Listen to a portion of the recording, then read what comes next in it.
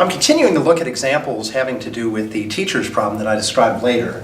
In this example, I have a math department with 5 Algebra 1 teachers, 4 Algebra 2 teachers, and 6 geometry teachers. This time I'm going to try some probability problems. This notation is often used for the probability. Maybe there's a drawing and they're picking 3 different teachers to win some type of award, or 3 different teachers to be assigned some kind of duty, or something like that.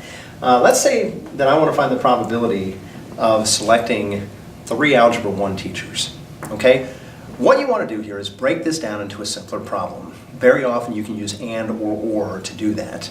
And so you can see in this case, if I want the probability of selecting 3 Algebra 1 teachers, that's the same thing as selecting 3 in a row.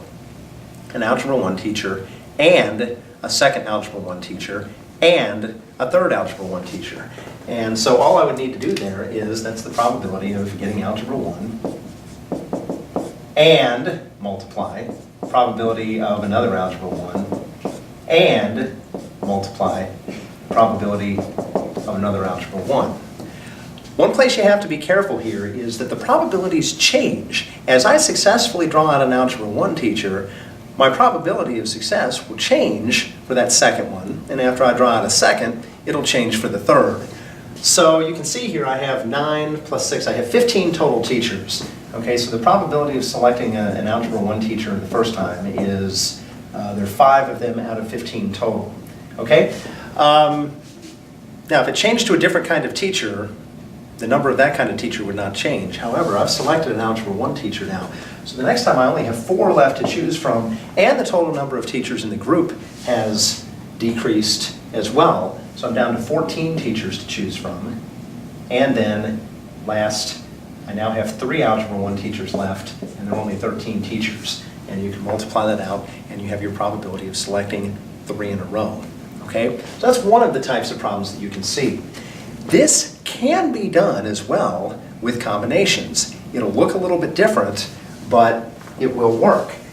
You could say, well, instead of saying I'm going to draw 1 Algebra 1 teacher and a second and a third, you could say I'm just going to pull these all out at the same time.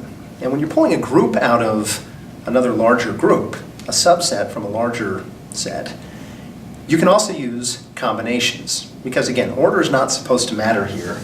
It's a good opportunity to use them. We know that probability is the number of ways you can be successful out of the total number of possibilities. So I could just count how many ways can I successfully pull out names of 3 Algebra 1 teachers, and how many ways total with all of these teachers can I select 3 teachers out of the whole group.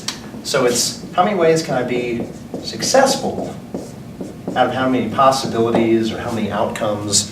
You can think of it either way. So, how many ways can I successfully choose 3 Algebra 1 teachers? Well, there are 5 to choose from. I want to pick 3.